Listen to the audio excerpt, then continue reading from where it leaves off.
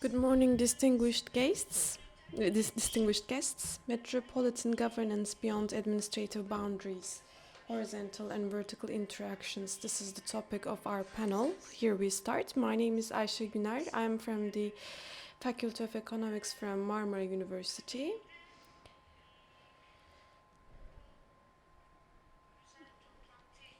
First of all, I would like to thank Cemil Aslan and his team for this nice event, and I would like to thank them for selecting me as the moderator. I will be honored to moderate this panel with very esteemed panelists. But there's a problem. There are very strict limitations for moderators. This panel is going to take 90 minutes, and the last 15 minutes will be allocated to questions and answers. This is the limitations I'm faced with. So I'm supposed not to speak at all so that our panelists can have 15 minutes each. Therefore, without further ado, in order not to take up their time, I would like to start right away. Our first speaker will be Korel Göymen, Professor Dr. Korel Göymen. I believe everybody in the room knows him already. You have the CVs in any case. So I'm not going to make an introduction about him in order not to lose time. But I was told that we're supposed to take the questions after all the speeches are done. You can write your questions through your mobile phones, but you need to connect to the Wi-Fi here so that you can ask your questions.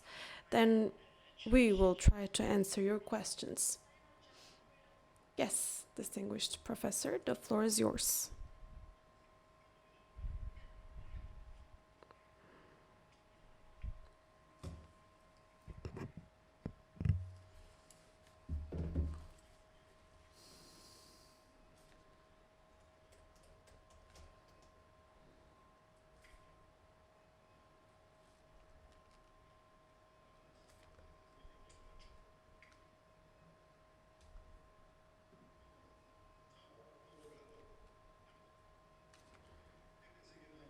Good morning,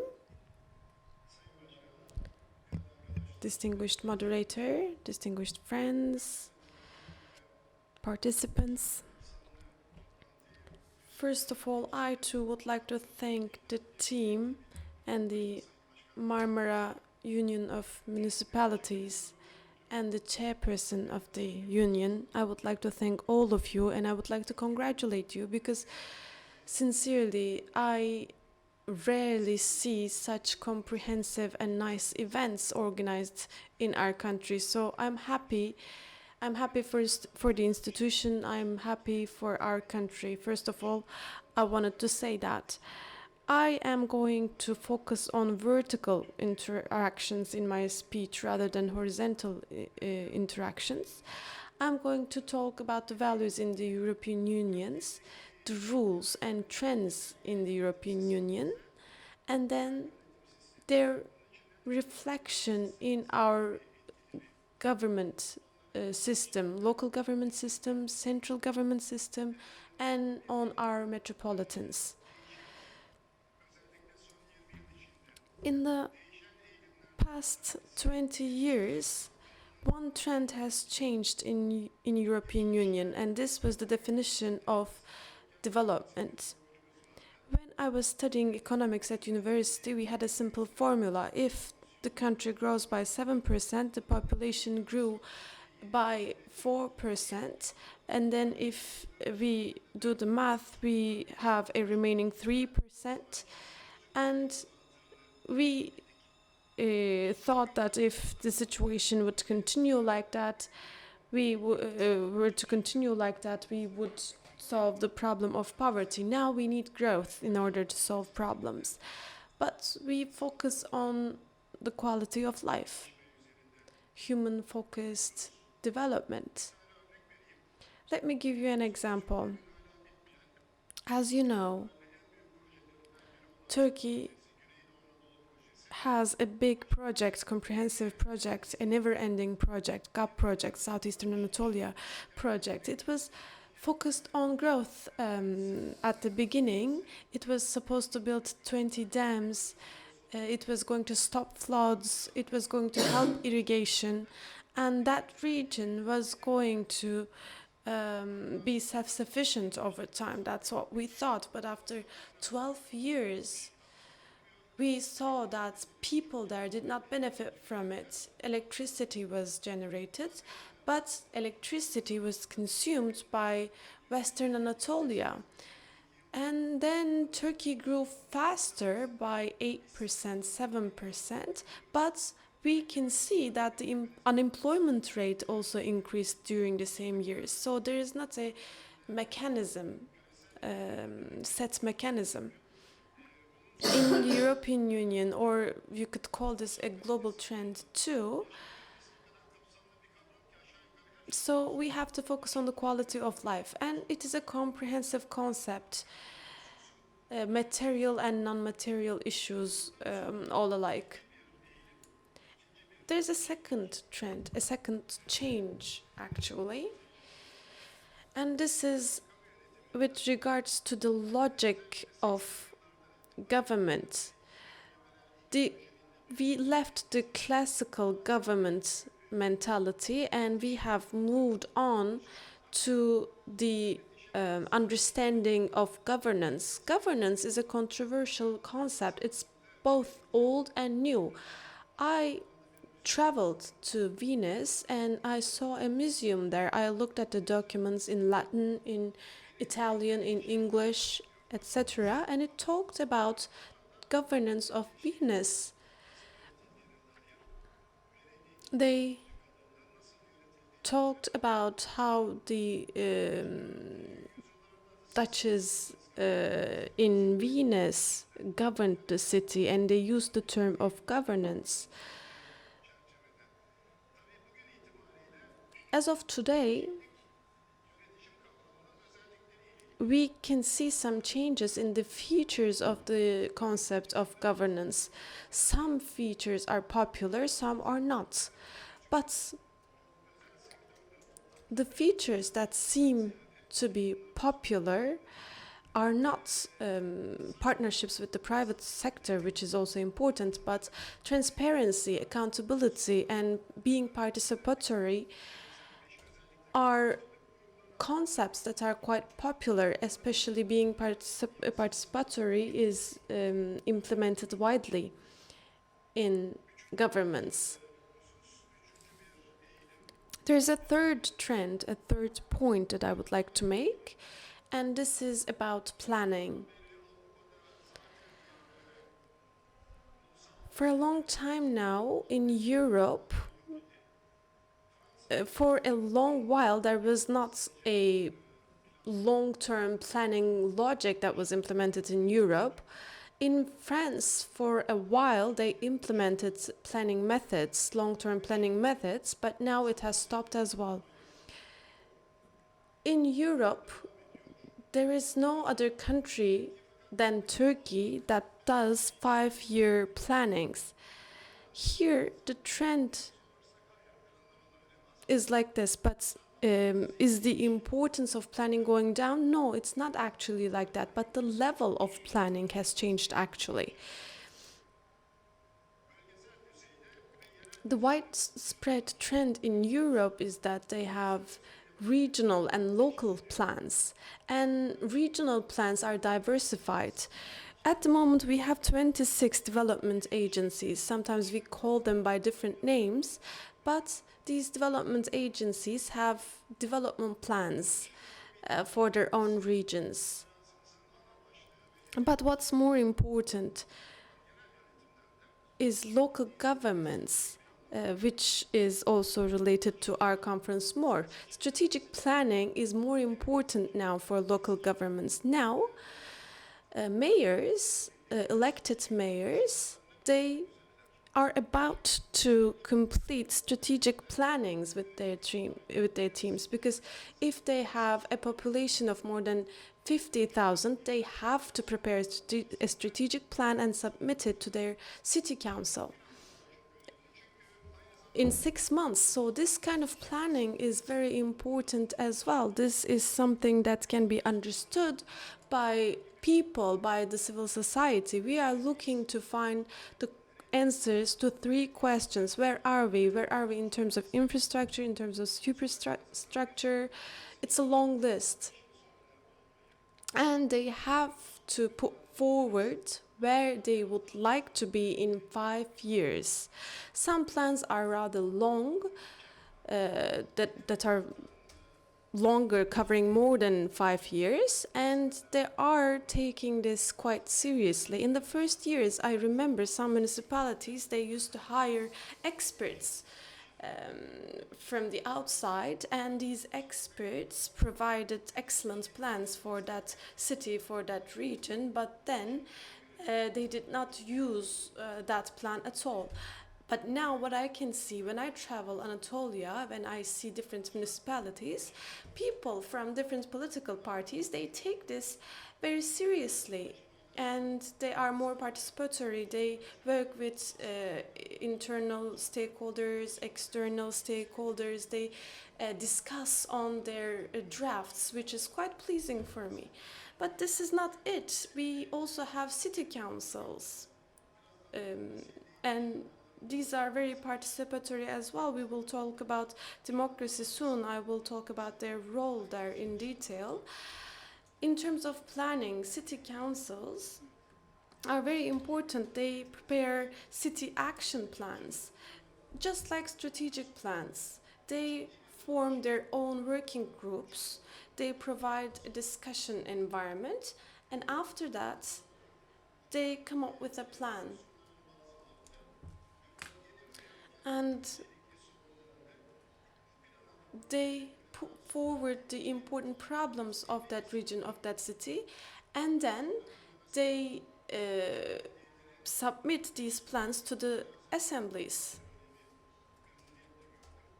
For example, I was happy to see that they attach great importance to the issues of women, and they made important decisions. For example, they said this city is going to be a women friendly city from now on, they said. This is important when it comes to employment. Another important issue is base stations. In many cities, in many regions, our citizens, they think that it is okay to have them because they get paid for it. And some people are against it. And city councils, they are having hot discussions about it. They prepared reports about it, and they submitted those reports to the assemblies. And they brought limitations to establishing such stations. So when there's a high level of participation, you can get many positive results of having such participatory fora. The fourth trend is about the understanding of democracy. Before, if you had a parliament in a certain country, if you had a president, a prime minister, a cabinet, or structure similar to that, and if you had elections every 4 years or 5 years, maybe not excellent, maybe there are problems, but if you had some elections every 4 years or 5 years, we would say it was a democracy. But now we know that it's not like that.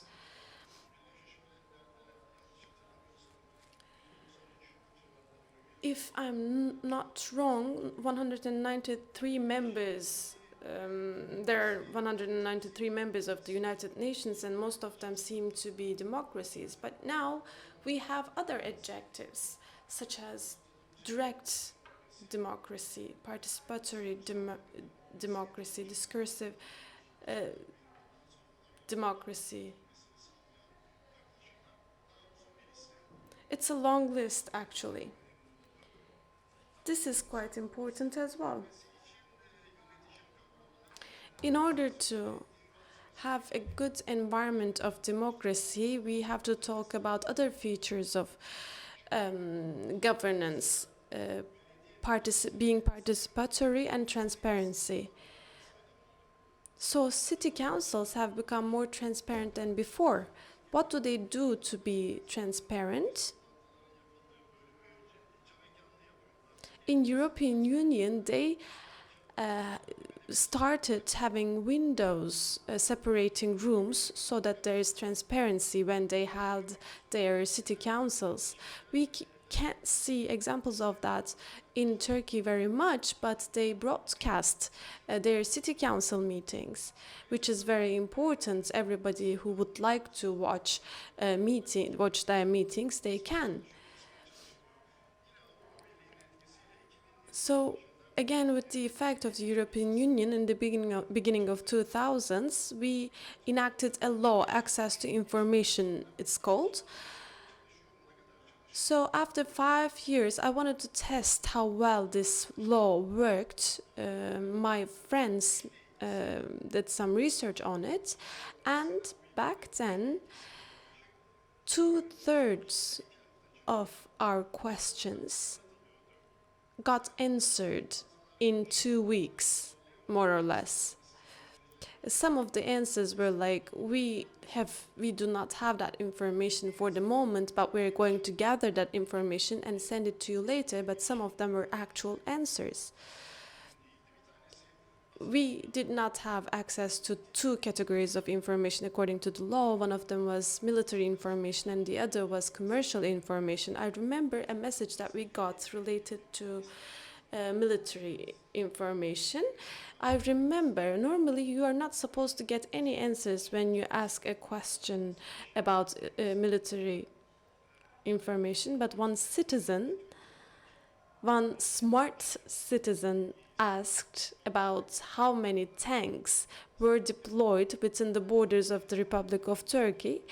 Normally you don't get an answer to this question, but this time he got an answer, and the answer was, there is enough of them.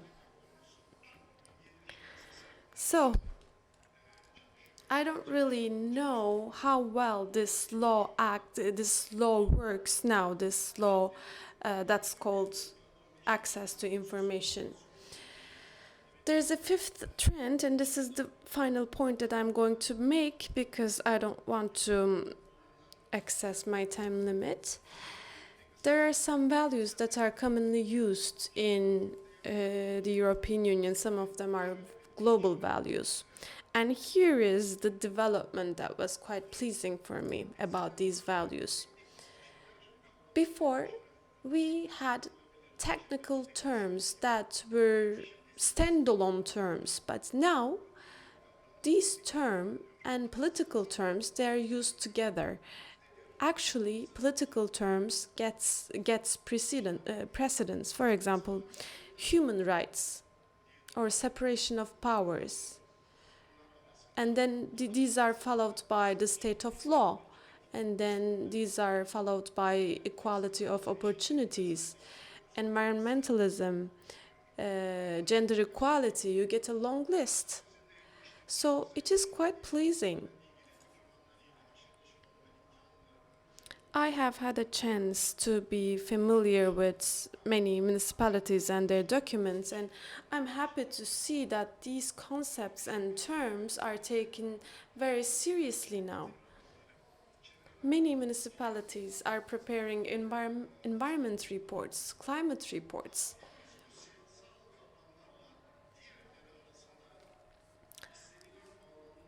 They are not yet they haven't yet established the necessary links between these political terms and their reports, their environmental reports, but I believe that they're going to get there. I would like to focus on one final concept, sustainability. As you know very well, since 1992, the conference in Rio, we started to talk about this term, and then in 1996, Habitat meeting in Istanbul was held, and this we elaborated this concept. But up until then, it was limited to environment. Its use was limited to environment. I am for bringing two other adjectives in front of it. One of them is social sustainability, and the other one is political sustainability. When we consider the situation that our country is in, people need to be in interaction with each other. They need to have civilized discussions about their differences. They need to be inclusive. So there's a long list. Every term needs to be harmonized with the political culture and social culture of that specific country. This is how we can make progress. But when it comes to social sustainability, if I'm to say just one sentence, people who live in a certain region, they need to, their ability to look to the future in the same way, to dream about the future in the same way. It's easy to say, but I believe that you know how difficult this is. We have to put this term on our agenda at all times, in my opinion. Political sustainability is even more difficult. Political sustainability is an issue for people who can't even live together, let alone dreaming about a common future, let alone dreaming about tolerance. You are at such a point that you have limited means of living together on a common geography. So before getting there, we need to make use of horizontal and vertical interactions.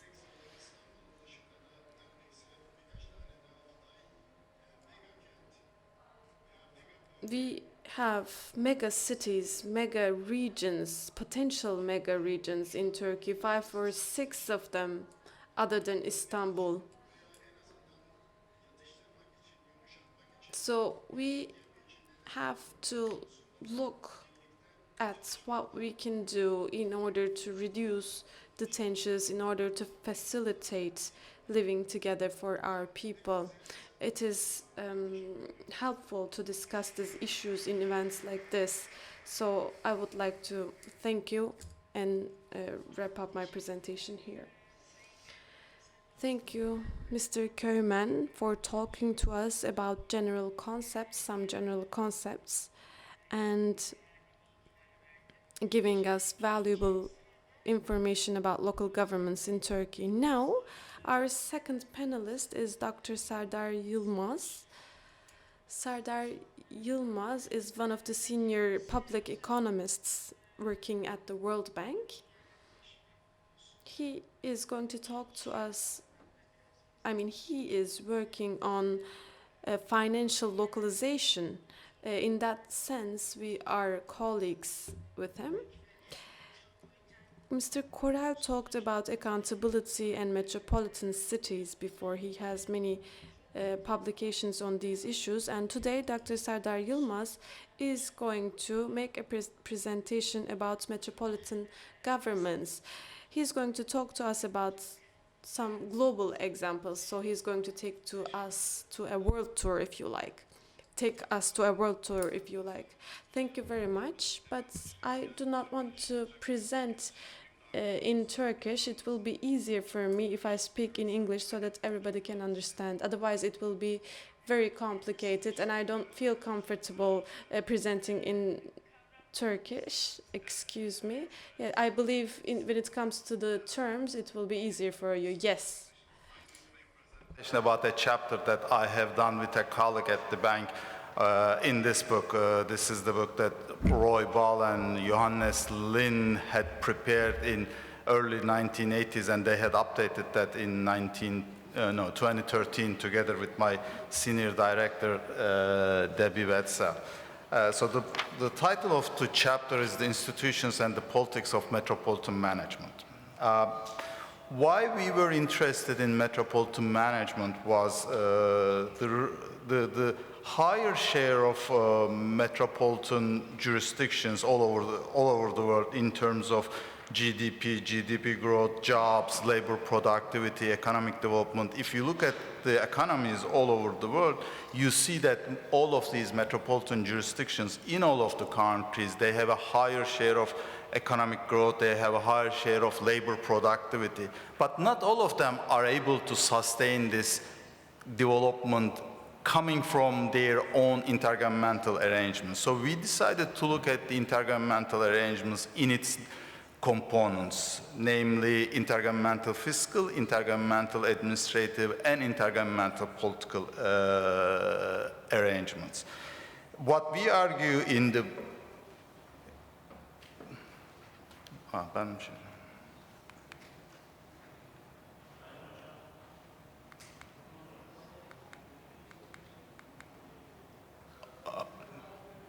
Pardon, bu prezentasyon değil. Yanlış bir şey yollamışım size. Excuse me, this is not my presentation. I sent you something else. If you like, I can deliver my presentation at the end, because if I don't have the tables, it is going to be meaningless. Microphone, please. Okay, then we will continue with our third panelist, Professor Dr. Erbay Arıkboğa from Marmara University, from the Public Administration Department. He's another colleague of mine.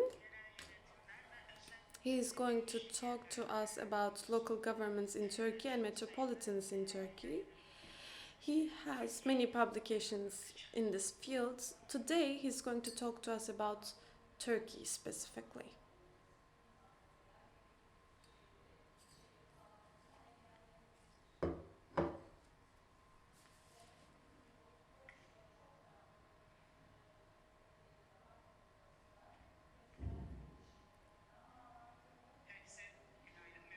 Good morning. Hello. I would like to greet each and every one of you. So, I would like to make a few points about the metropolitan system in Turkey. I'm going to talk about opportunities and challenges. But I would like to make two specific points. First of all, when we say metropolitans, what are we talking about really in Turkey? We need to make it more concrete. So in order to do that, I'm going to make use of maps, because local governments, they fit in a certain geography, but how do they fit in? I want to show you that. I would like to take a look at the new situation, because in 2011 the metropolitan system changed in Turkey. And what kind of opportunities and problems does this bring? I would like to talk to you about that too. Let me start with this map. This map shows us Istanbul, but this map belongs to before 1980s actually. Let's make this map talk now. You can see the two banks of the Bosphorus. This is before 1985 again. So Istanbul municipality used to cover this area. It was quite large, but let's make it simpler. The area that was urbanized before 1950 was covered by this municipality. But we all know that it started with in 1940s, but it got accelerated after 1950s and 1960s. So the city did not stop there. It continued to grow. It grew towards the rural areas around it. There were new settlements. So different municipalities derived from this development. But here is the problem. Before 1980s, there was no coordination, cooperation mechanisms between these municipalities. This was a gap, an important gap. So, in order to fill in that gap, we needed a metropolitan municipality, but there wasn't a metropolitan municipality. So, as of 1960s, we started to ask the question, how can we govern metropolitans? We started discussing that. Before 1980s, there were some meaningful discussions, some meaningful recommendations, proposals in order to find a solution, but this did not become a law. This only happened after 1980.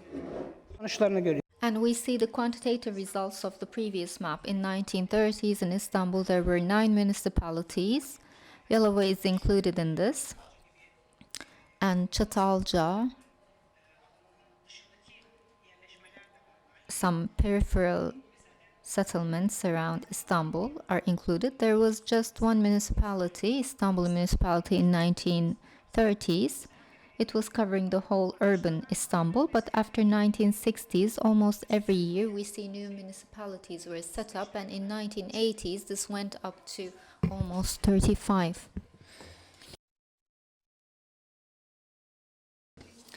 In fact, this is not particular to Istanbul. Almost in all metropolitan cities, there is this outward development and new municipalities forming. So Istanbul, when faced with such problems, started to discuss how to solve this. Let's have a quick look. In 1984, there was the law of metropolitan municipalities. There were different models in the world. The one was the two-stage model to run a municipality. There is the metropolitan municipality and district municipalities. So there are the local municipalities and a general municipality. That's a two-stage structure. That was the model that was adopted. In 1984, in Ankara, Istanbul, Izmir, we had set up the metropolitan municipality, but then it didn't stop there, especially in Turkey. It also meant other municipalities wanted to become, other cities also wanted to become metropolitan municipalities. They started to apply pressure on politicians, and we saw that they turned into metropolitan municipalities over time. About 2000s, there were about 16 metropolitan municipalities. But today, what we're mainly going to focus on are the new metropolitan municipalities and the new system. This change came about in 2012. There was a radical transformation, and it was mainly in the geographical sense. I will try to show you through maps. There are a couple of points to remember. What changed? For one thing, the metropolitan municipalities' borders expanded to the whole province, and it actually expanded to include all the district municipalities. This was a change that affected other provinces rather than Istanbul, so I will give examples based on other cities. So it would include all the villages and rural areas, so that's how the borders were expanded. We set up other metropolitan municipalities, so the number of metropolitan municipalities went up to 30. Are there any, there are some foreign guests among us, I'm sure. Some of the information may look simple. There are 81 provinces in Turkey, 30 of them are metropolitan municipalities, and the others are run with the local government model, but This looks like 30 to 51, but we see that the metropolitan municipalities weigh more.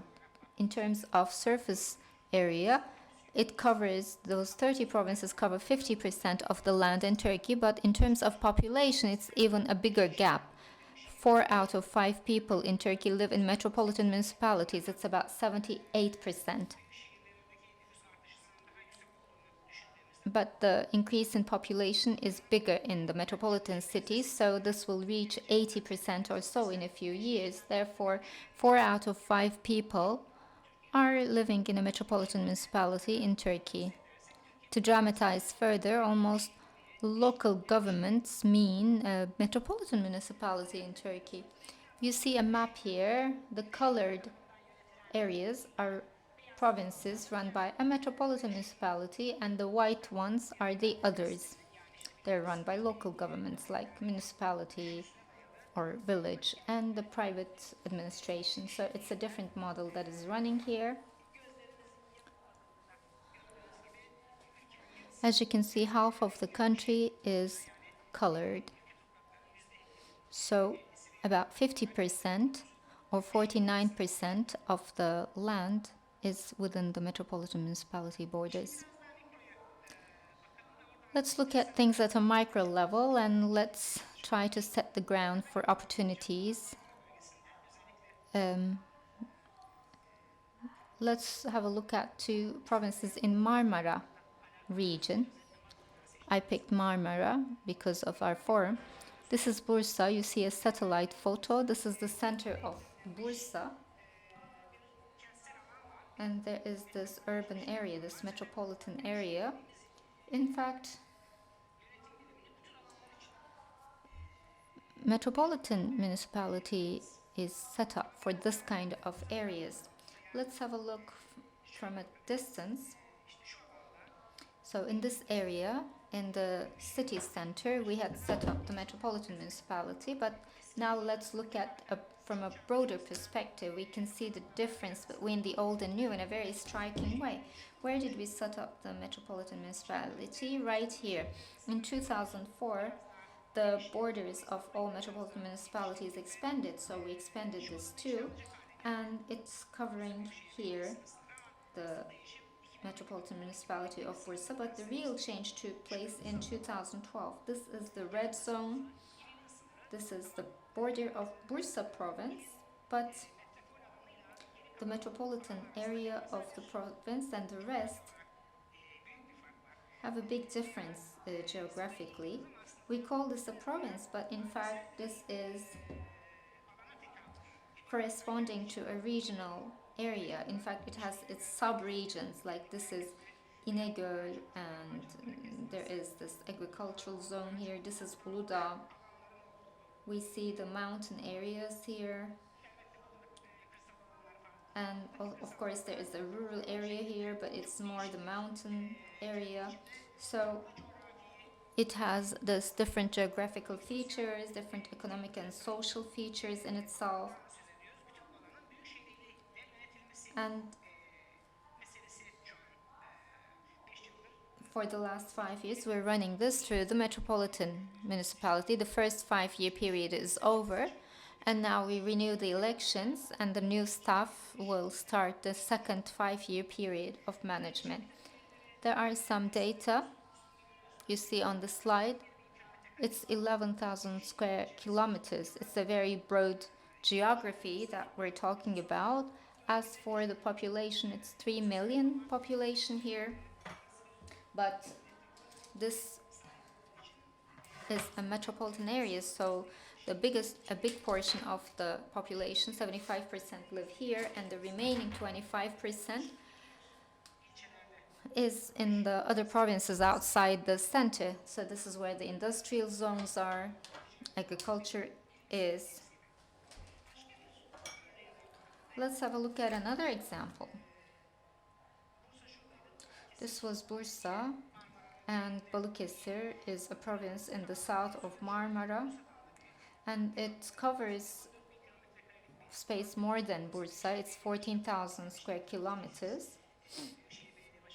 We listened to Bursa and Balıkesir mayors yesterday, and its population is more modest. It's 1.2 million population. He invited us all. He said it's a calm city, it's not crowded. There are 2 seas.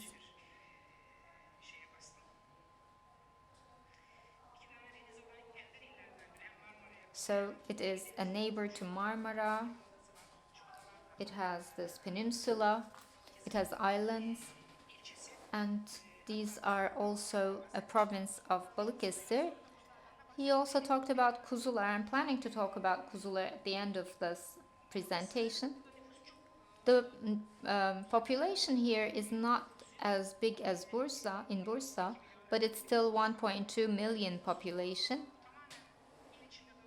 They're distributed in the city. This is the city center. There are much fewer people living in the city center. In the other case, in Bursa, it was 75% living in the city center. Here it's 25%, so it's 300,000 or 350,000 living in the city center. 70 or 80% are living in other provinces. Therefore,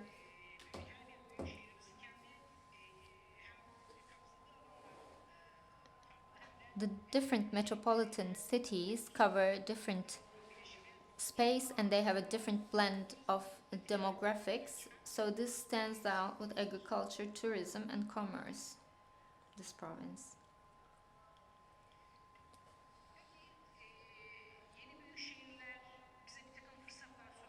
So does the new system offer any opportunities? Sure, let's first talk about the opportunities or the positive aspects. For one thing, it allows us the chance to manage a city from a macro perspective.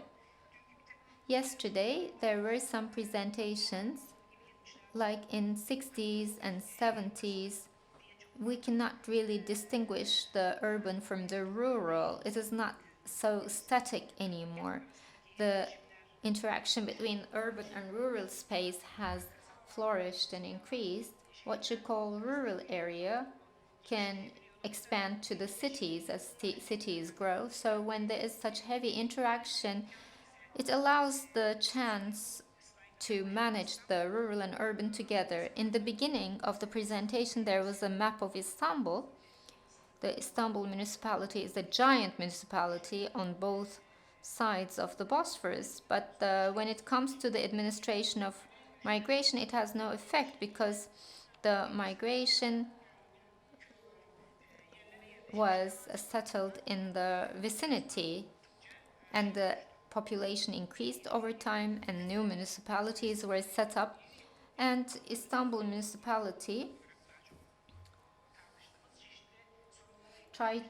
actually tried to solve problems caused by slums. Today we may not have slum problems, but because of this interaction of the urban and rural space, we have some other sorts of problems. So this system may allow a more integrated solution because now all the areas are in the district and metropolitan areas. So it can actually offer services that require a lot of resources because you have compiled an important amount of resources in a single center. And there are some services that can be coordinated at the province level single-handedly. But of course there is another side to this coin. We can talk about some difficulties and problems.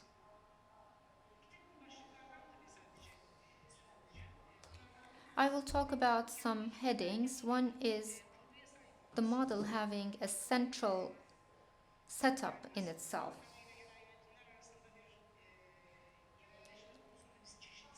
There are several problems that we encounter. The authority and resources are collected in Ankara today. There are several discussions regarding local governments, and this model has a central aspect in itself. It is a two-stage structure. There are the authorities and resources of districts, but those are very limited. And in this model, the authority and resources are collected within the metropolitan municipalities, so it is the central system in the province.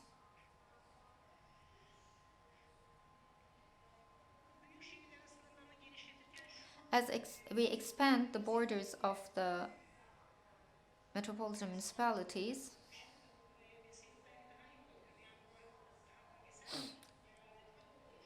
we have changed this to a regional system, so the macro services can be offered and the rest of the services can be run by the district municipalities. We could have set up a more effective system.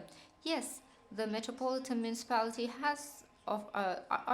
is offering services, but they're in charge of every single thing in the rural area or the pavement in the streets. So this is the kind of system we have right now. It has a huge load.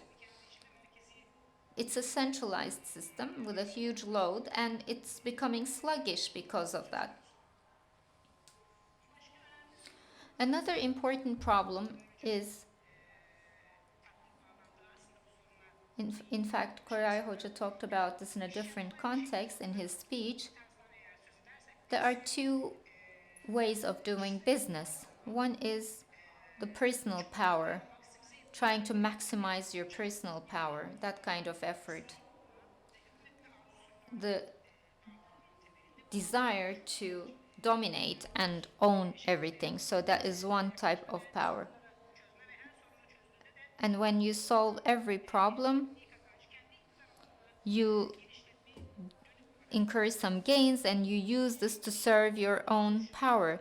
It doesn't have to be one person. It can be a group. It can be legal entities. It could be political parties as well.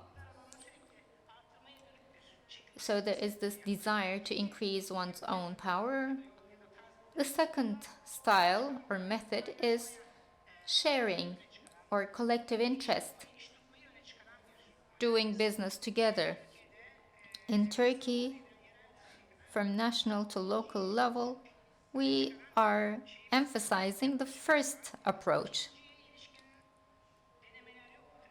There are some attempts for the second approach. There are some good trials, but they're just trials and they're just pilots or they're just limited examples.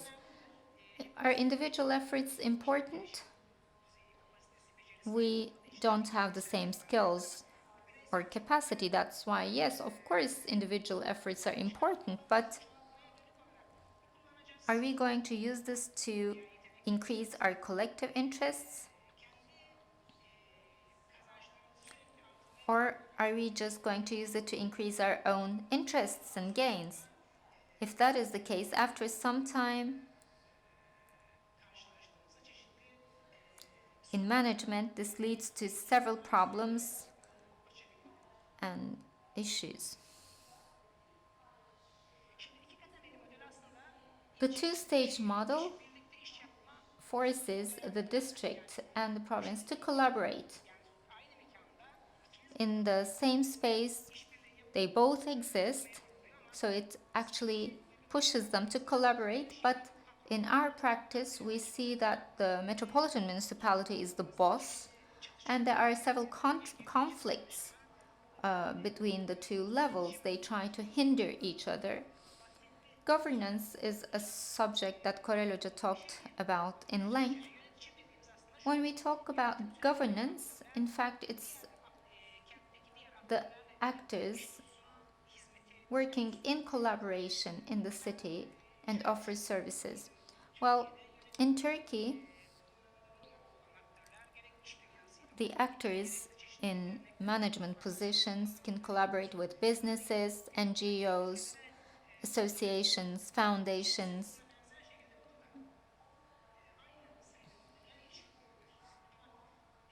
However, the main problem is in Turkey is here. In establishing these relations, Are these transparent relations? Are they traceable? Or can they be held accountable when a mayor and a businessman meet behind the doors? What do they talk about? Can the public know this or monitor this or question this? As I said, they're trying to increase their own personal interests rather than the collective interests of the city. So I think this is where the main problem lies here.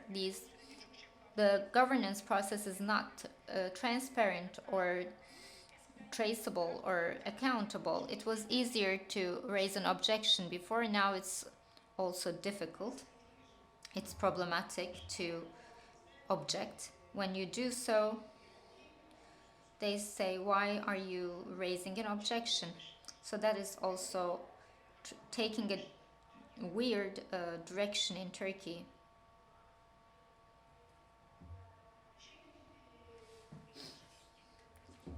I would like to say a few words about the rural areas, and then I will answer your questions. There was an expansion of the borders towards the rural areas. I talked about some benefits. There are some services and investments that were not taken to the rural areas before, and in the 5 years it was possible to do this. And there are certain mechanisms to support agriculture and animal husbandry, which is fine. But again, the defective aspects of the system are valid here too. There was this rural administration, they became part of the municipality, so it turned into a neighborhood administration. This means the village administration is an administrative unit, but neighborhood administration is no such unit. So in terms of offering public services, it is just an assistant unit. It doesn't have a direct authority to offer public services. It just helps other institutions. It helps them offer their services. So the rural administration is extremely weakened because of this loss of power. So there are some problems that we can encounter here. And we made the rural areas part of the municipality. This is correct. However, various municipalities or people started to see these places as cities. In fact, it's a different thing that the interaction between the rural and the urban increases. And talking on the basis of sustainability, sustainability is a different thing. In fact, we need to sustain rural life. So agriculture and animal husbandry has to be encouraged and incentivized.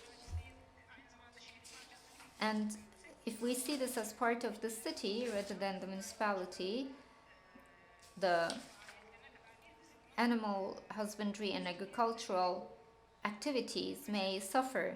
So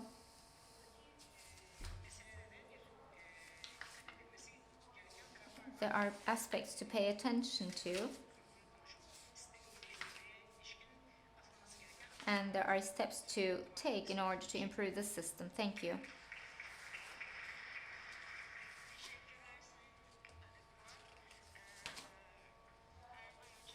Thank you very much, Mr. Erbay. You talked about Istanbul and metropolitan municipalities' development across Turkey. Today, it is really debatable. The borders expanded to the provinces, and there was the metropolitan municipality law. So you think of this metropolitan administration, and there are some tasks of the metropolitan municipality. They added one more article to that, supporting animal husbandry and agriculture. So it's a metropolitan administration, but it is so big now that it has to support agriculture and animal husbandry too. It's become, those areas are included in its scope. So I think this is one of the main issues to discuss. Now I want to turn to Serdar Yılmaz. What is going on in metropolitan administrations across the world?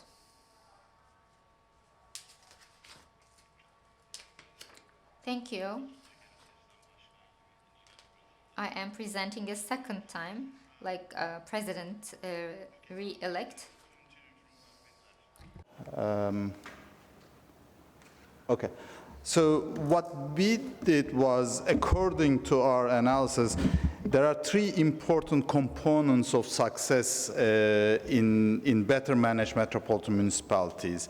Those three interrelated issues are autonomy for action, accountability for performance, and capacity to perform the functions.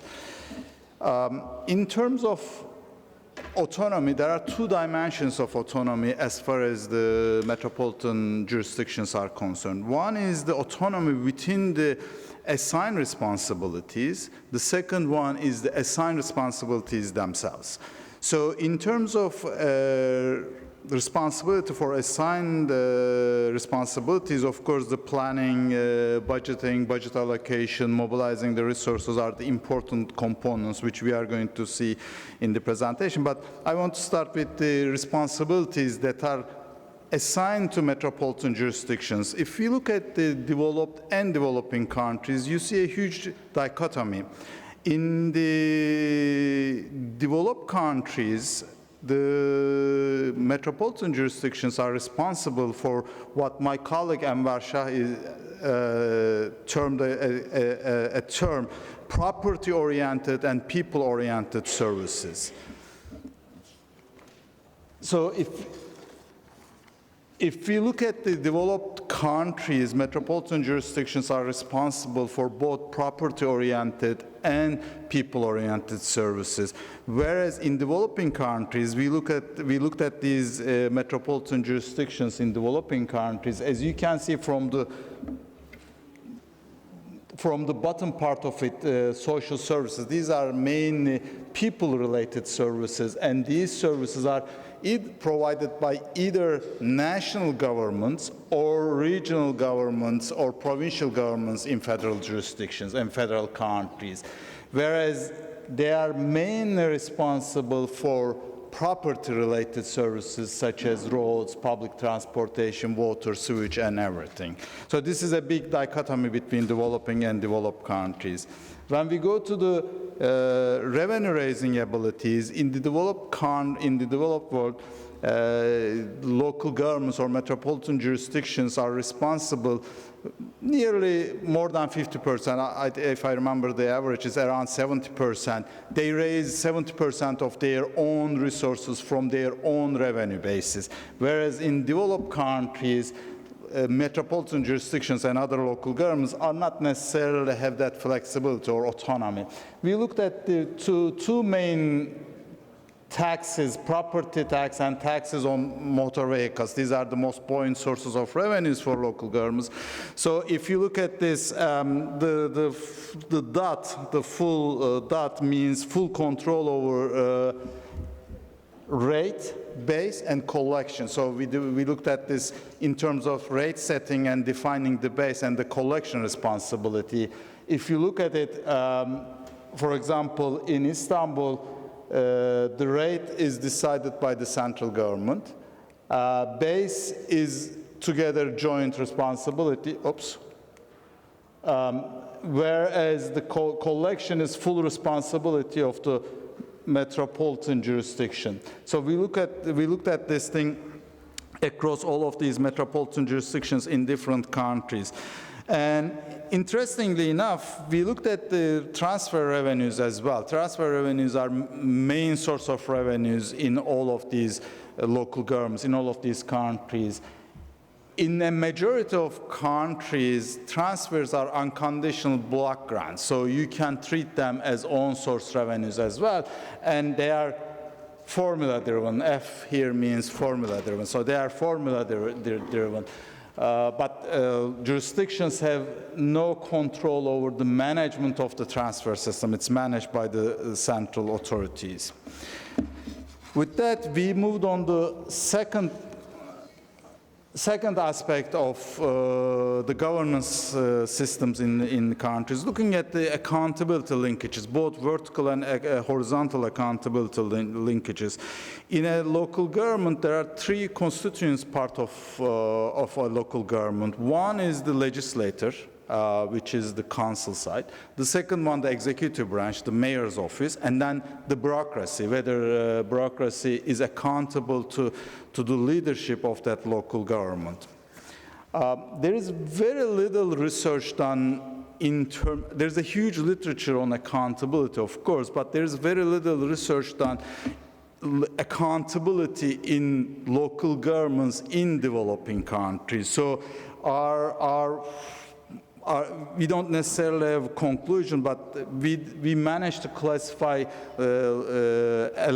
electoral systems, electoral accountability in two main electoral systems: proportional representation and first past the post type of electoral systems. And we have the country examples here from different countries. So proportional representation supposedly gives more weight to the representation of minorities and vulnerable groups. But it has weak accountability linkages because the voters do not necessarily know who they are voting for. They vote for a party, and party lists basically is prepared by the party machine. Whereas in the first past the post or the majoritarian type of electoral systems, you vote for your district, for your representative in that district. So countries use different types of, and in some cases they use mixed. For example, in Rwanda, they use mixed systems. Certain percentage of local council members are decided by proportional representation, and then they have quotas for women and ethnic minorities or vulnerable groups, and then those are first past the post type of electoral system. But the problem with the literature on this is whether proportional representation or first past the post type of electoral system produces more accountability. There's no conclusive evidence for one way or the other. But these are the two main electoral systems in terms of electing local council members. In terms of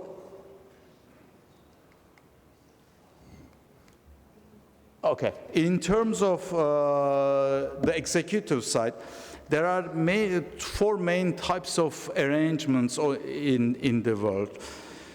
The first one is the council as the executive form. This is called the strong council model. This was popular in 50s, 60s, right after the colonial period. The communities came together and elected their representatives, and then the council as a group performed the executive functions in terms of service responsibilities.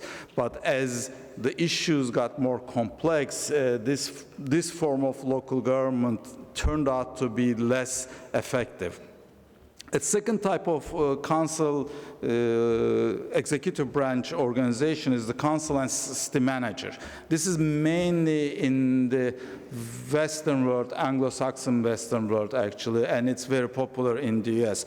Council hires a professional city manager, and they don't necessarily involved in day-to-day management of the council issues.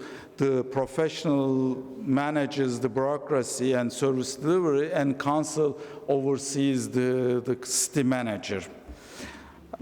The advantage of this is you basically isolate politics from the management or delivery of services. The council is the electoral leadership, and the city manager is a professional providing those services. Oh, I'm sorry. The third type of local government arrangement is leader and council cabinet. This is very popular, particularly in India. It's a parliamentary system, if you will, like the prime minister and the cabinet, the ministers. It's the same type of arrangement. A mayor appoints either heads of departments or commissioners for each department, and they all together form a cabinet, and the cabinet manages the bureaucracy in the local government. And then the fourth type of arrangement is the strong executive model. This is what we have in Turkey. The mayor is directly elected by the people, and the mayor is the head of the executive branch, which is separated from the council, the legislative branch. The third oops. Okay, the third dimension of, or the third component of local government is the bureaucracy. This is where the decisions are executed by the political leadership. But in many of the countries, local governments themselves have no control over what's called the employee functions. These are on the left-hand side, you see here the employee functions. The most important to me are the pay policy and the hiring policy. Local governments do not necessarily decide the pay levels for their civil servants, and they don't have autonomy in terms of hiring. And this creates huge accountability mismatches between bureaucracy and the local government leadership. If the hiring is by the central government and central government decides on the pay levels, the bureaucracy feels more accountable towards their bosses at the capital, so they don't necessarily feel accountable towards their political leadership. One last issue about accountability is, if you look at the practice of accountability in all over the world, you can see two main types of accountability: the supply side accountability institutions and demand side accountability institutions. The supply side accountability institutions are the ones that the government uses. Those are called public accountability institutions, whether it is inspections or audits. These are the public accountability institutions, and they exist across the board in all types of systems. They are more so in French public administration models than Anglophone models, but they exist in all of them. What's important here is the local accountability mechanisms. In countries, you see there is a gap between de jure and de facto. De jure, there are certain provisions in the law, but when you see the practice on the ground, de facto, it differs significantly from de jure. For example, in countries like India is a federal country, but the Kerala, for example, one state that I know a little bit, they have local elections supposedly bipartisan. Same in Ghana, for example. They have bipartisan local elections. But that's de jure, that's written in the law. But when you see the practice on the ground, all of the local politicians running for the office, they are affiliated one or the other party, and they use those logos and everything in their campaign. For example, in Ethiopia, from reading the laws de jure, it seems a quite liberal in terms of local elections and local electoral systems, but there's an hegemonic, what's called the EPRDF, Ethiopian People's Revolutionary Democratic Forces. They basically constrain the democratic space significantly, and there is no space for running for a local office. The same in Tanzania, for example. In Tanzania, there are features of local democracy like recall options, calling for right to information, all of these things, but you don't see those things practiced on the ground. So there is a huge difference between de jure and de facto. With that, the concluding remarks. Okay. So there are 6 important points.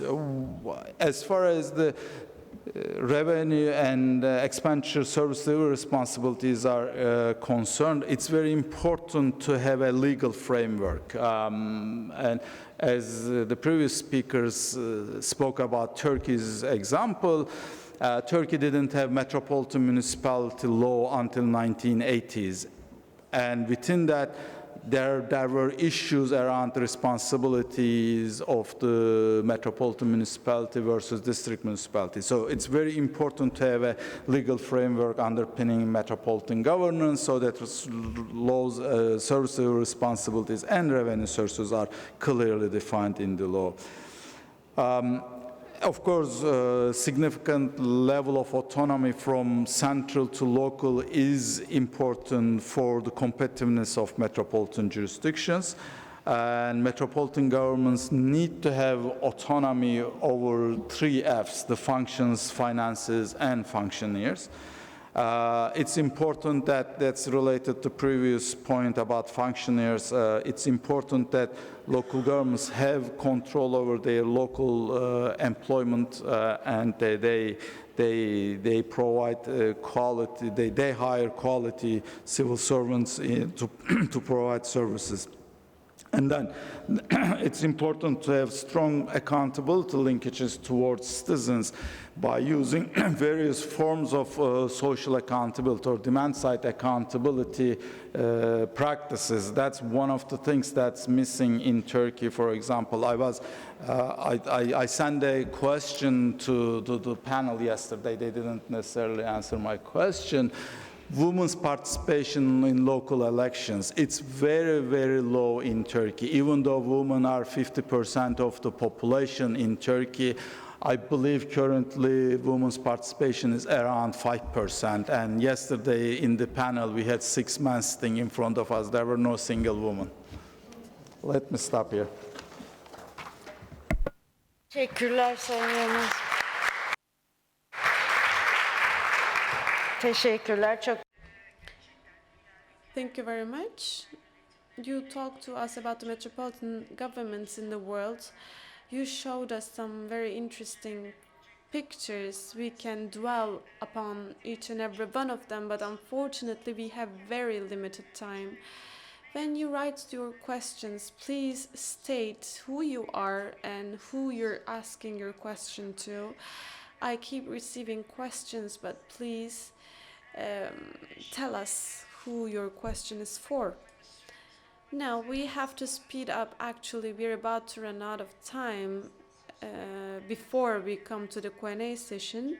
Now I would like to give the floor to Enver Salihoğlu. Salihoğlu has served in many important public duties. He acted as a governor, he acted as a deputy undersecretary in the Ministry of Foreign Affairs, and he has very important publications about local governments in Turkey. Today, I believe that he's going to talk to us about oversight.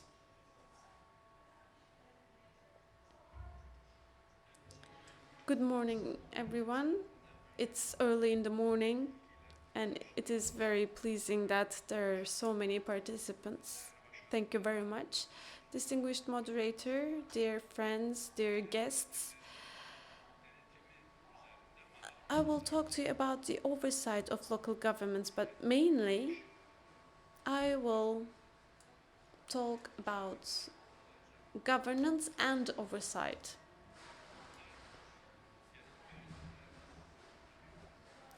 As you know, we're talking about local governments, municipalities today, and there are 2 kinds of oversights. First of all, we have the formal and law-based oversight. The other one is arbitrary, if you will, oversight. Our local governments are subjected to the Article 127 of our Constitution and also 123, the article number 123 of our Constitution since 1992. we have been implementing the 8th article of the autonomy of local governments of European Union. The first and second paragraphs of that document regulates local governments. There are subtexts, pieces of law, legislation that has been enacted over the years. So, when it comes to the formal oversight of local governments, there are two dimensions of it. First of all, municipality, local governments,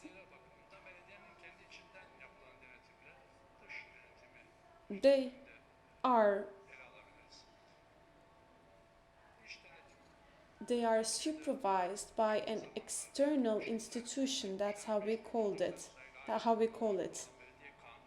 But this has started recently. With a new law, it has become more meaningful and more effective.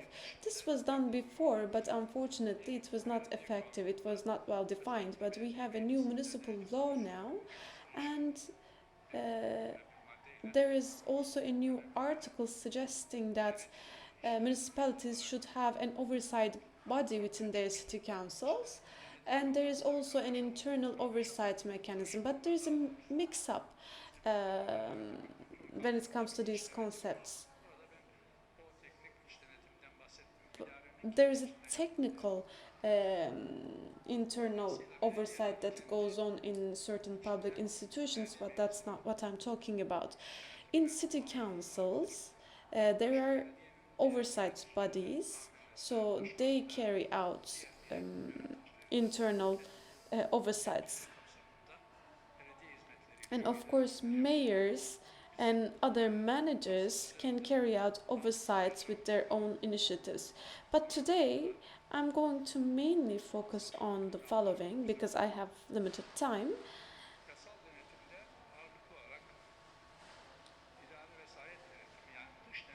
Is external oversight, so formal oversight based on the law. There's a special regulation in the articles 54 and 55 of the municipal law. It explains how the external oversight of municipalities will be carried out. These methods, legal oversight methods, were topics of many studies, many textbooks, many PhDs. It was explained in detail. But I'm not going to go into those details today because I don't have the time. But I will briefly say that our municipal law and the 87th article has 11 permanent provisions and 3 temporary provisions. And 43 articles in total talk about administrative oversight authority. 6 articles of our municipal law also talks about it. And public management and control law, the law numbered 5018, talks about municipal oversight in 11 articles. We also have a law on the revenues of municipals. There are 9 articles in it that talks about the authorities, administrative authorities of municipalities. But there are other laws of affiliated organizations, such as the Administration of Water and Sewerage. They have special laws, and there are 11 administrative tutelage authorities.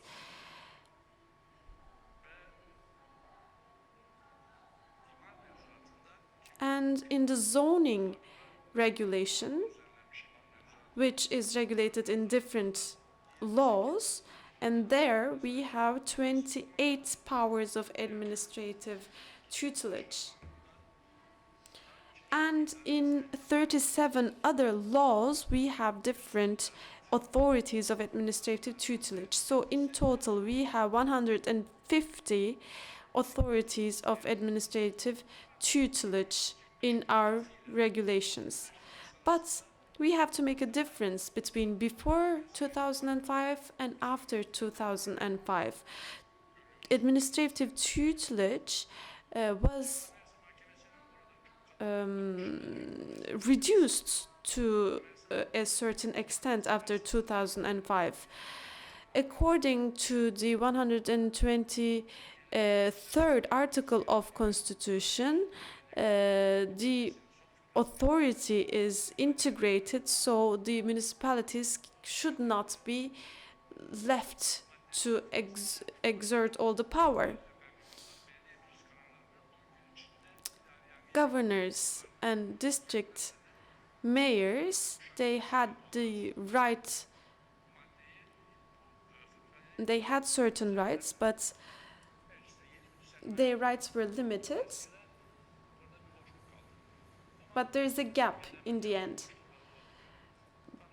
But the judiciary fills in those gaps in Turkey. So in 2008, there was a law that was enacted. I mean, there was a decision of the Supreme Court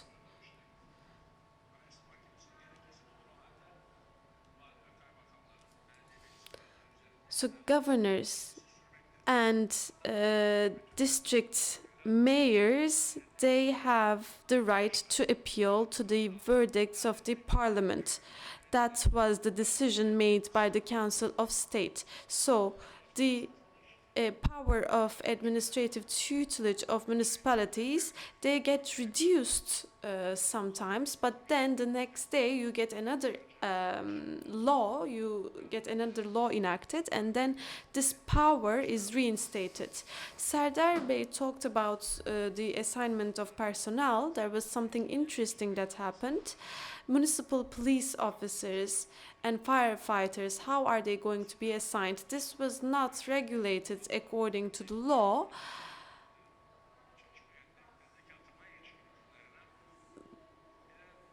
But now there are additional articles that was brought to the relative law.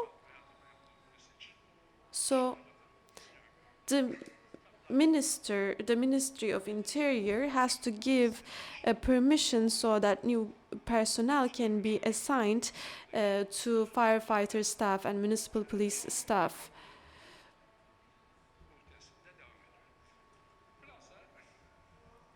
Therefore, the power of administrative tutelage and the oversight has to be autonomous. But when we compare Turkey to Europe, administrative tutelage is not very clear in our regulations. We can only see that municipalities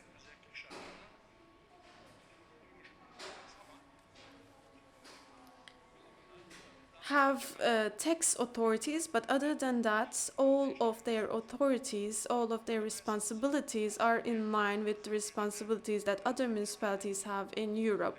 As I talked to you about before, even though this tutelage has to be regulated by law, for long years, municipalities got administrative orders and they continued to be subjected to oversights. So in practice, we committed to certain conditions, and there are the clear provisions of our constitution, so oversights must be regulated with law. And oversights must be all the time based on law.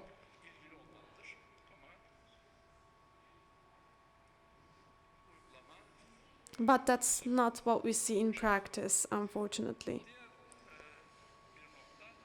Another point that I would like to make, other panelists talked about it already. Local governments in metropolitans, which constitute 4/5 of the general population, district municipalities have various authorities. I mean, this is not the power of administrative tutelage, but metropolitan municipalities, they have the zoning authority. And this was regulated by law. For example, when we take a look at the zoning law, there are very interesting articles. It gives a time period to the city council. The district municipalities, they regulate the zoning issue, and then it goes to the metropolitan municipality. They have to make a decision in 3 months. But when I acted as a district mayor, nobody was able to push the metropolitan municipalities to make a decision on zoning plans. So there is no de facto sanctions when they don't do that. So let's take a look at other oversight methods that can be used. Voluntary participation in municipal services is a way of doing that. Actually, this issue is organized, is regulated in the municipal law. There's regulations as well. Voluntary participation regulation in municipal services. Even if this is voluntary participation, this is actually a way of oversight, because citizens, they can be included in municipal services on a voluntary basis. They can watch what's going on in municipalities, and this can be considered as a sort of oversight.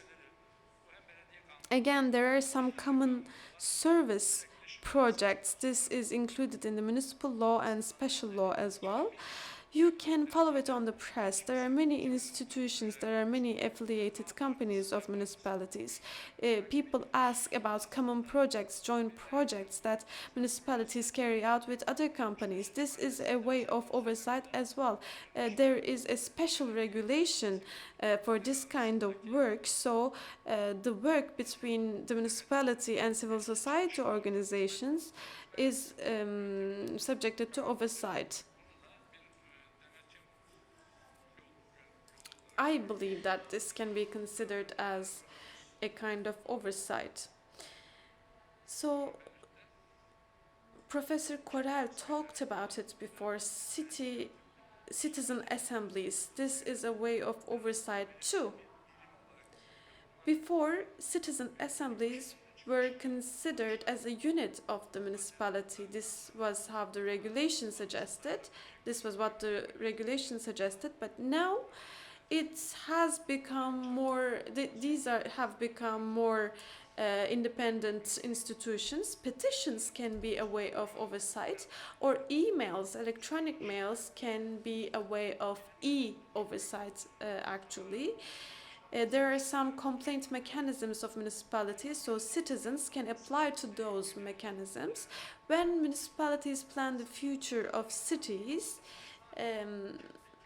when they prepare strategic plans, citizens living in that city or civil society organizations can participate in that process. There is also oversight for ethical values. We also have ombudsmanship, as you know, in Turkey. We also have the law to have access to the law on having access to information. This is an important way of oversight. I have something to tell about having access to information as well. You are obliged to give information even though nobody's asking for it. For example, according to the law on tenders, you have to announce who is bidding for that tender and what is the material of that tender. You need to announce all of these facts. You need to hang it on the door of your municipality. You have to announce it in one way or another.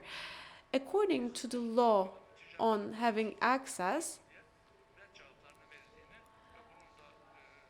if you want to have information about the tender, but you apply personally, you get an answer. This is commercial information, so you're not allowed to get that information while that information is already announced in other ways.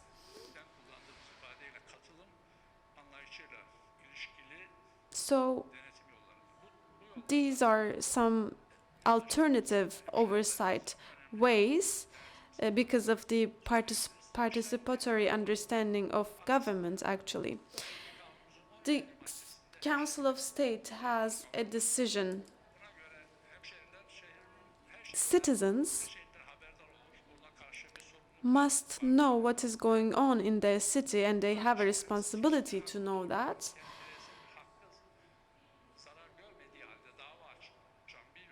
If personally their rights are not damaged, even if their personal rights are not harmed, if something is going on that is regarding their city, they can go to court about it.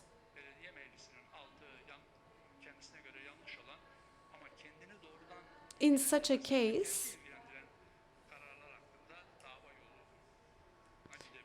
citizens or governors, managers of the city can go to court about those harmful decisions. This is an important way of oversight. I believe that I do not have much time left. I would like to say that oversight is an integral part of government. In recent years, we have electronic methods that are very popular. We're trying to manage everything through computers. Local governments and municipalities without oversight is not possible to have. Some municipalities, they say, we come with elections and we go with elections, so what's the use of oversight, they might say. But they have a 5-year term. So during those 5 years, they need to have a transparent local government, transparent understanding of democracy. So in that way, oversight is very, very important. And I would like to finish here. Thank you very much, Mr. Serdar. Mr. Serdar, you talked about oversight. You talked about administrative tutelage. You explained it very well. Thank you very much. What was surprising for me is that there is the power of administrative tutelage on over 150 topics. For me, this number is quite serious. Of course, local governments are being audited in many parts of the world, but accountability from top to the bottom must also be supported. This is very important in my opinion. Now we have limited time. Konuşmacımız Our last speaker is Mr. Fikret Toksöz. Everybody knows him. For a while, he was in Marmara, Association of Municipalities. He was the Secretary General. He's a project specialist. That's how I define him. He is been part of several UNDP, World Bank projects, especially working on local governments. Yes.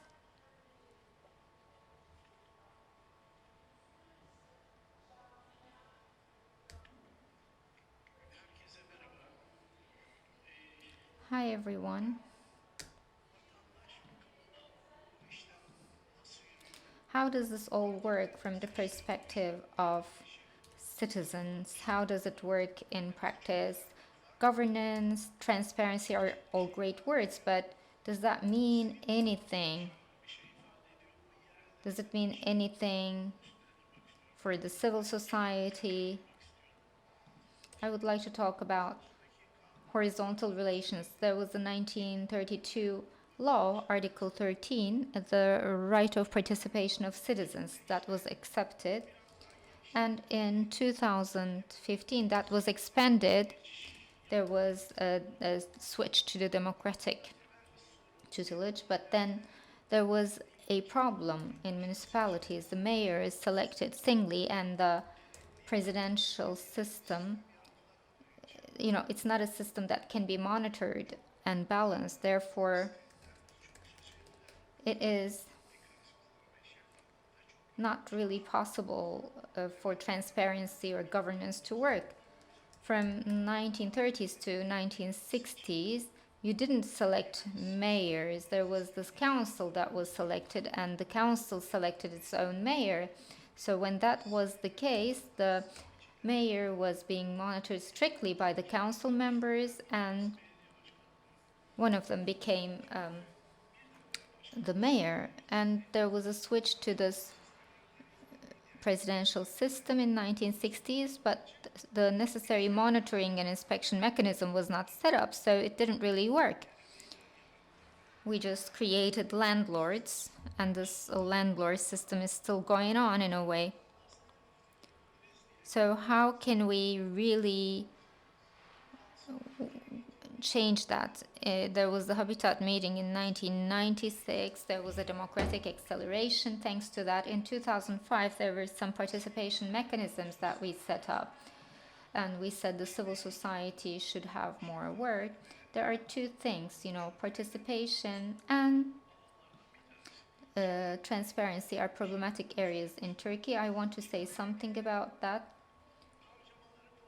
When it comes to the expenses of municipalities, if you want to get information on that, the municipalities don't share this information on their websites anyway.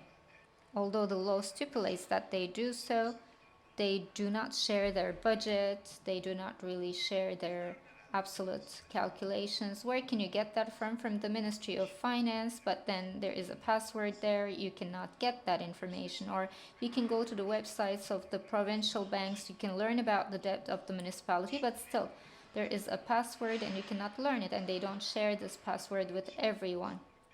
We tried this as Argudan Governance Academy, but they didn't give us the password. Aside from that, again, regarding transparency, in Istanbul, we conducted a research, and we've seen that the reports by official organizations have to be published. That is compulsory, but the municipalities do not publish them. Only one of the 39 municipalities published that Council of State report, and one was hidden for 3 years. The city council was not aware of that. This seems maybe technical, but they aren't able to fulfill this transparency function. And when it comes to transparency, the information council law does not mean a lot. Again, at the university, we ask questions to 39 municipalities. This is a constitutional right, the right to get information, but despite that, only 15 of 39 municipalities answered. One was from the Republican Party and one was from the AK Party, and 2 of the municipalities called the university and they said, "Why are you calling? Why are you asking this question?" They said, "Come to the municipality and let's talk." And they threatened us. So it's not possible for the lay citizens to get information. It's not really easy. There is a second issue here. We have this neighborhood headmans, that is an old institution. It is the first level of democratic management in Turkey, and for 200 years that we have this officially elected neighborhood representatives in the neighborhoods, at least in Istanbul. And when we asked the muhtars, the neighborhood representatives in Istanbul, we asked the following questions. We asked about the municipality in their neighborhood. Do they get your opinion before they change the zoning plans? 200 neighborhood representatives answered. The result was 0. Nobody was consulted with. None of them. The second question was, people come and dig the streets. You don't know who they are. Does the municipality inform you ahead? That was our question. Again, none. 0. They weren't being informed at all. The president, gathers the neighborhood representatives and has a meeting with them, and they set up some units of neighborhood representatives afterwards. But the relations with the muhtars, the neighborhood representatives, was about how to please them more, not about what can be done to serve the public better. Now, there are some studies to set up some neighborhood committees, but they're not running well.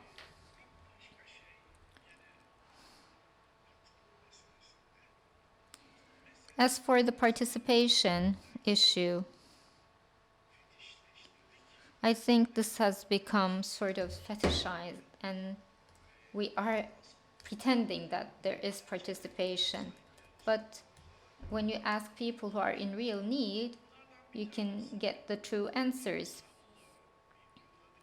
We implemented one of them in Istanbul, 0 to 3, 0 to 6-year-old children. There is a practice for those children. Sultanbeyli, Maltepe, and Beyoğlu municipalities have a project about children's parks, playgrounds. There are some meetings with 6 to 9-year-old children. We actually met with their mothers as well, and we asked them, what kind of a playground do you want?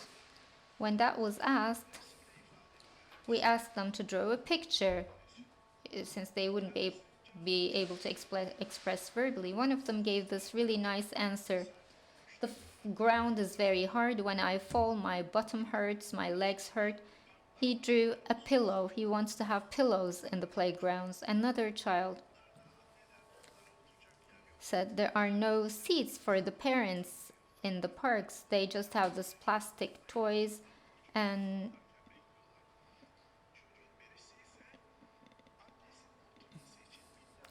one child drew a pillow for his mother to sit. So those who have needs know what they need. You just have to go and ask them. But of course, not everything is bad. In Turkey, during the elections, a couple of things stood out. One was transparency. This issue of transparency in the coming term will attract the public opinion. We're expecting some developments there. But in cities like Ankara and Istanbul, the city council and the mayor are from different parties. This is great, because we will have a compromise culture at the end of this in Turkey. This was tried in Turkey before, in the 1973 elections. In Turkey, the oppositional party was in 41 provinces. They had won the elections, and there was another party running the government. The government and the oppositional party had big debates, and the Ankara mayor wanted to impress the government and tried to impress the government. So when there is opposition, you need more participation. Istanbul municipality and Ankara municipality, I think they will go in that direction. With the civil society, they will collaborate with the academy more. They will have more collaboration with the neighborhood representatives. So being on the oppositional side actually improves the democratic culture, and the governing party, the ruling party, they change their attitude when they see that they actually lose on the basis of such interaction. Izmir Metropolitan Municipality had this practice in the past. In order to discuss the problems of Izmir, they set up a socioeconomic council. There were employers, there were the representatives of workers, the NGOs, volunteers, women's groups. There were about 200 people or so. Izmir mayor, Izmir municipality outsourced this committee to do some of the work, and we see the positive results of this. For instance, if you went to Izmir, you have seen İzban probably. It's a railway. And that was thanks to the pressure of the civil society in collaboration with the municipality. They started a tunnel in Izmir, and we see its contributions. So in the coming term, these things will improve. I'm hoping so. Of course, social media is being used very actively. That's another thing. Although the formal mechanisms may not work, the criticisms or objections over the social media are now affecting the municipalities more. At least it improves their services, because when there is a problem they see in the city, they take a photo, they send it to the municipality. Now in municipalities there is a social media department. There are systems set up to follow social media around the clock. Where is there water leakage? Where is there a pile of garbage? So they just can see this.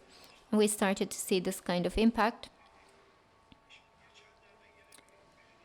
The other day, I was talking to a mayor in Istanbul, and I said, you're not announcing the financial information. This is implemented in the Western cities. Why wouldn't you publish your financial results? And he said, well, there are too many employees here, and we would be criticized. We are overpaying salaries, so we cannot really publish this information. I said, do you think that this is hidden? Because you're hiding it. Everybody knows this. You should publish it.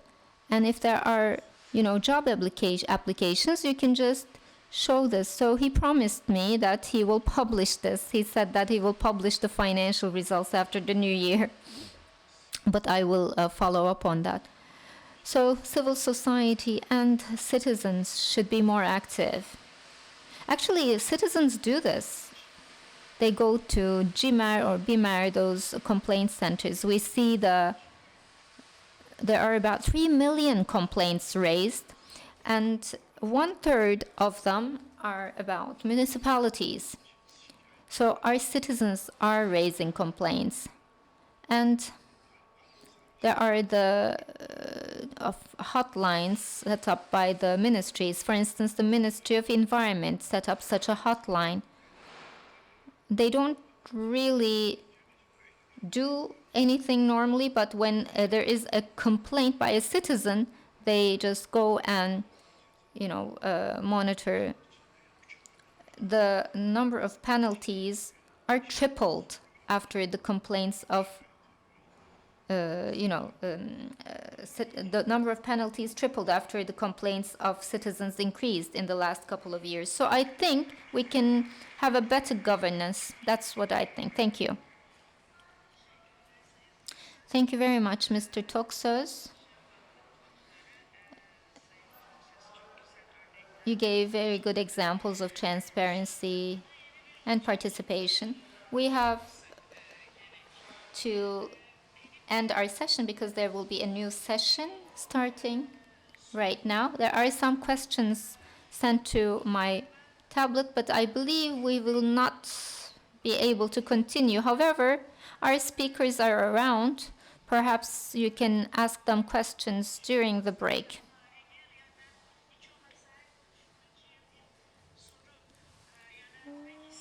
I was hoping to ask a question to each speaker, but it's my fault. I couldn't manage the time well, maybe.